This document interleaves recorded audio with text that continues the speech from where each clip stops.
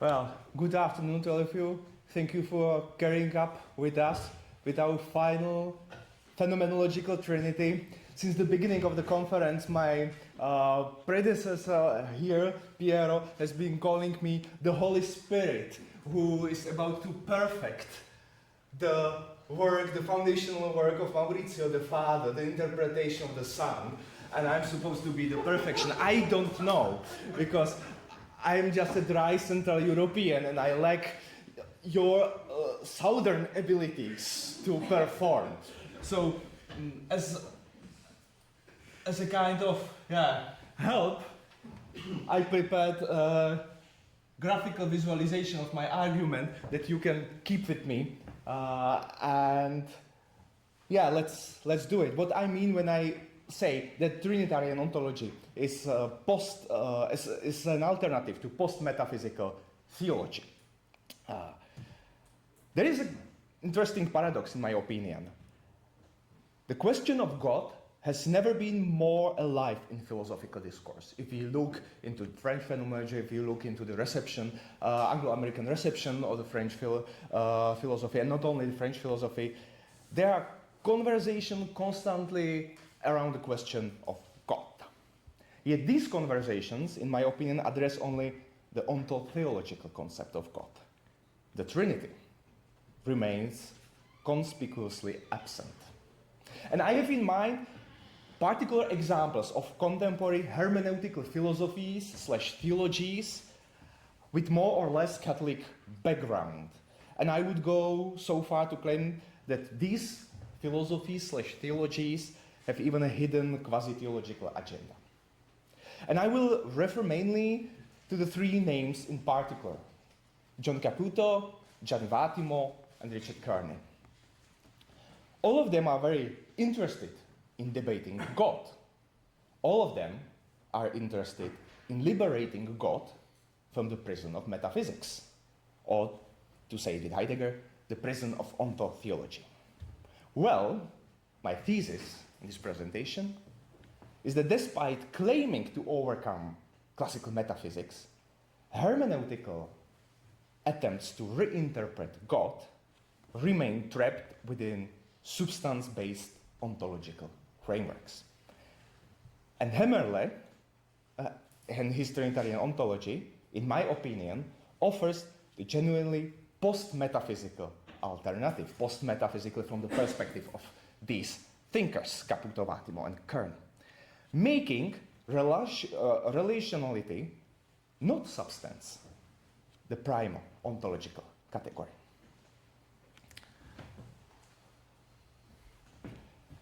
There is shared foundation of Vattimo, Caputo, and Kearney in Heidegger's critique of ontotheology. The accusation of Western metaphysics, which has reduced God to a being among beings, albeit the supreme being. To remind ourselves about Heidegger's words from Identity and Difference, before causa sui, the God of philosophy, one cannot pray or sacrifice. One cannot fall to his knees in awe, nor can he play music and dance.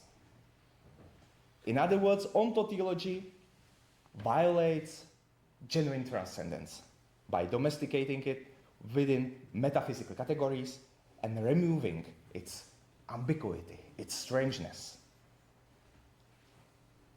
And the critique of ontotheology cuts to the heart of postmodern anxiety about conceptual violence and totalizing systems, pace Lyotard, and raises the concern how to speak about God, or in the words of Augustine, the words often repeated by John Caputo, what do I love when I love my God? Vattimo, Kearney, Caputo, I label them as hermeneutical attempts to solve this impasse. Vattimo's weak thought, Pensiero debole, proposes that Christianity's true meaning emerges through kenosis, God self-emptying in the incarnation. For Vattimo, the death of the metaphysical God, announced by Nietzsche, does not spell the end of faith, but rather its liberation. God returns, not as eternal substance, but as presence within historical and interpretative flux, embodying caritas rather than power. That means that with regard to God, there are only interpretations, no facts. And this radical hermeneutics claims to dissolve the rigid structures of classical metaphysics in favor of pluralistic, non-violent Christianity, of caritas, of the realized caritas. So God returns as the kenotic presence within the interpretation, the ongoing interpretation of the question, who do I love when I love my God? And caritas, and God appears as the realized caritas in the community of post-metaphysical Christianity. John Caputo names God as an event. God exists rather than exists, in his opinion. God can be named as the call, promise, messianic hope. That means God is not a being, but an event. God, in other words, possesses no ontological status. And finally, Kearney, with his seductive metaphor of God who may be, God as posse rather than esse, possibility rather than being, who can be encountered in the other, in the stranger, who is realized in hospitality towards the stranger. And whose idea, the idea of God, which is coming from imagination, not speculation. No wonder that Kearney's second influential work, Anatheism, with the subtitle Returning to God After God, is actually the book dealing with literature, poetry, social action as loci of theophany. In my opinion, all these three hermeneutical attempts to reinterpret the concept of God share more or less the same problem. The weak thought of Vatimo requires substantial interpreters who persist through time. Historical consciousness presupposes temporal subjects who endure precisely the substantial self that classical metaphysics posited. Weakness of the self itself becomes a new metaphysical principle. With regard to Caputo, event theology preserves quasi-transcendental structures. The distinction Caputo makes between the event and non-event mirrors substance and accident. The postulate of impossible God who exists functions strangely as transcendental ground, which I read as a remarkably Kantian move in Kierkegaardian clothing. And finally, the problem with Kearney and his narrative approach to the concept of God, we can say that narrative identity requires, similarly as with Vatimo, persistent substantial self. The wagering subject who is about to meet the divine, transcendence, God, whatever we call it, in stranger, who is opening up to the other, must maintain identity through time. So possibility requires a firm substrate, that which is possible. All three, Vatimo, Caputo, Kearney, claim to overcome classical metaphysics through prioritizing interpretation, event, and possibility over substance, essence, and being. They promise liberation from metaphysical violence, totalizing systems, and ontol-theological reduction. Yet do they succeed? As you can guess, my suspicion is negative, that they do not actually. The question is, why do I think so?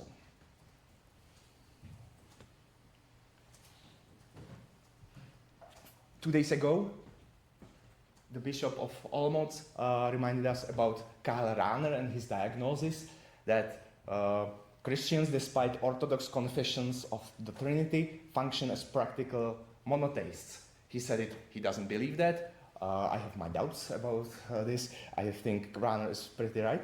But in one way or another, Rahner's diagnosis is, in my opinion, applicable to our problem.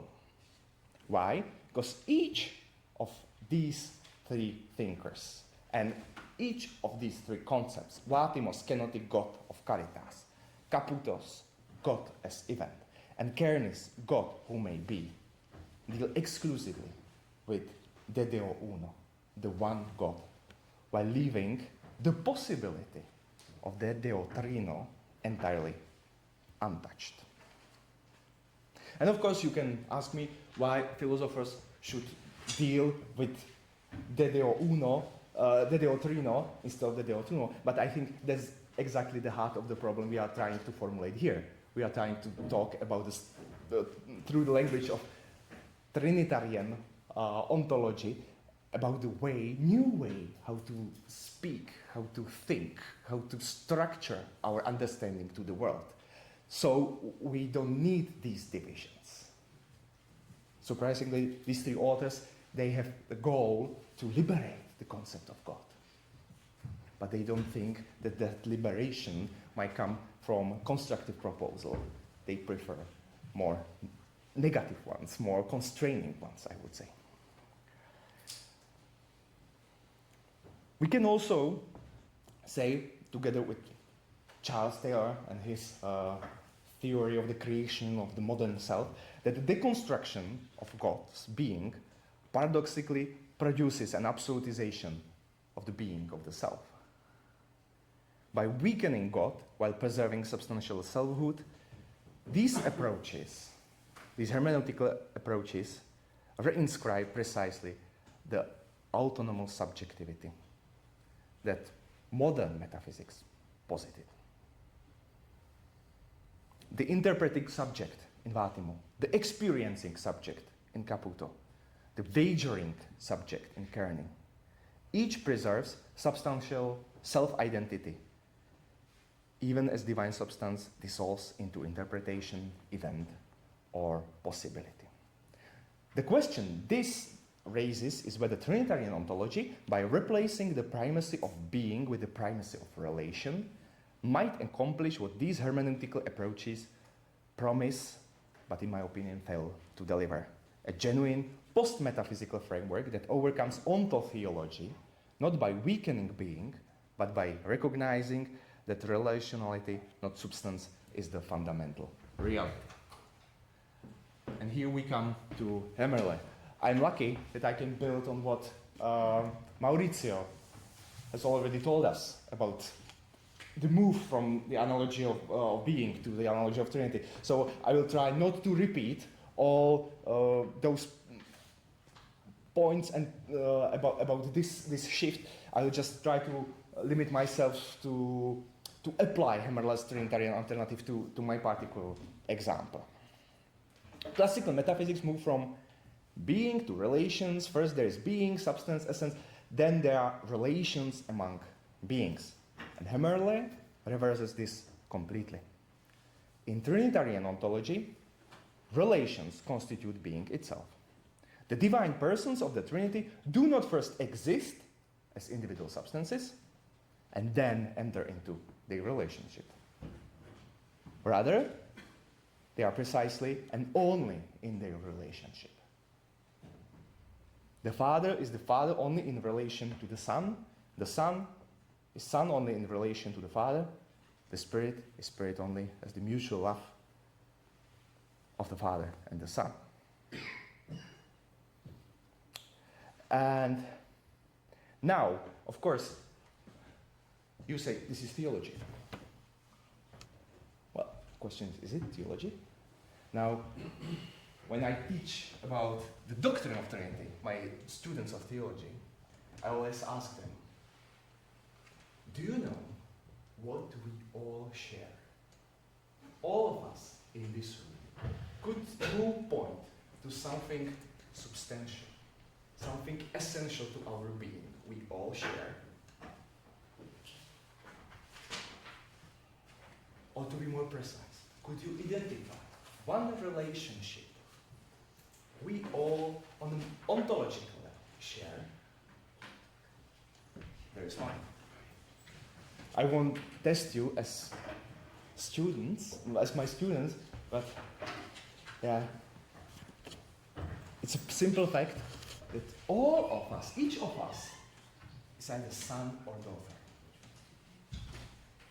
We all share sonhood or daughterhood.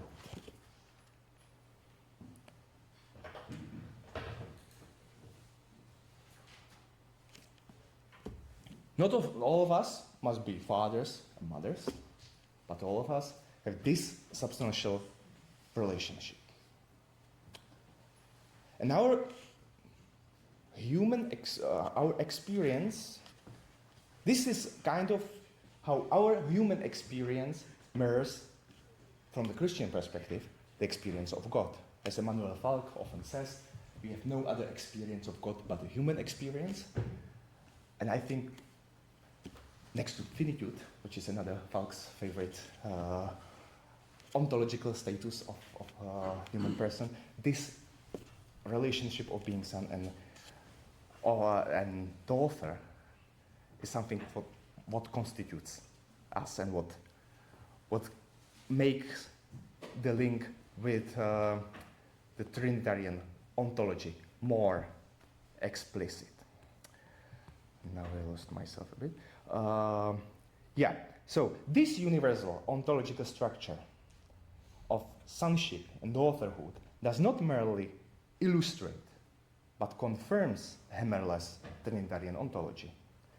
Our being constituted in relation reflects the eternal generation of the Son from the Father in the Spirit, revealing relationality as the primordial category of all existence.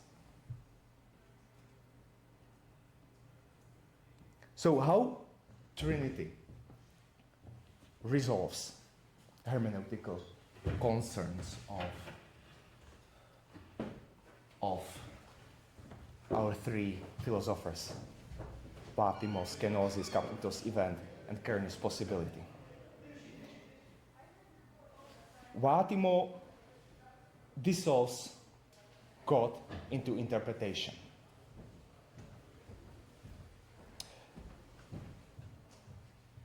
Trinitarian ontology offers a constructive proposal, kenosis as structure of divine being, as emptying, but not for the sake of emptiness, but for the sake of making place to the other, to the concrete other. In this place, Father makes place to the Son, and Son makes place to the Father in the Spirit. Then, Caputo's event, Trinity is a dynamic event. Trinitarian processions are events. They are happening. They are not something what has started at the end. The Trinitarian persons are not three subjectivities put together. They are constantly happening relations. In the tradition, we have the word perichoresis for that. And then, how to deal with Kern's possibility, which needs substrate to be narrated in openness. So, in the Trinitarian ontology, we do not need to resign on actuality of our relationality, which is ontological given to us. So,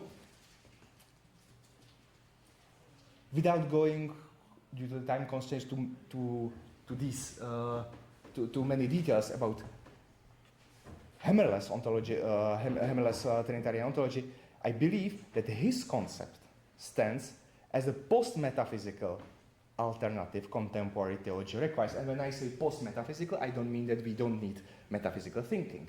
I mean that we can create, and when I say post-metaphysical, it doesn't mean that metaphysics is not with us anymore. And this understanding of metaphysics, for this understanding of the, sorry, not metaphysics, but the prefix post. I'm very indebted to Jean-Luc Nancy and his work, which has nothing to do with theology, after Fukushima, where he explains that to live post something means to be not only in the shadow, in the wake of something, but in the very influence of something, in the very operativity of this thing which happened. So when I say post-metaphysical thinking, I mean post-ontotheological, but still metaphysical. And it accomplishes actually much better what Valtimo, Caputo, and Kearney seek, a way of thinking about God and being that genuinely overcomes the limitations of classical metaphysics.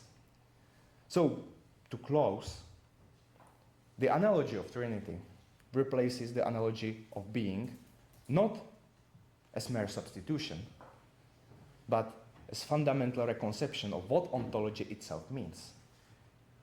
There is no need to abolish metaphysical thinking. There is the need to think metaphysical questions anew. Thank you for your attention.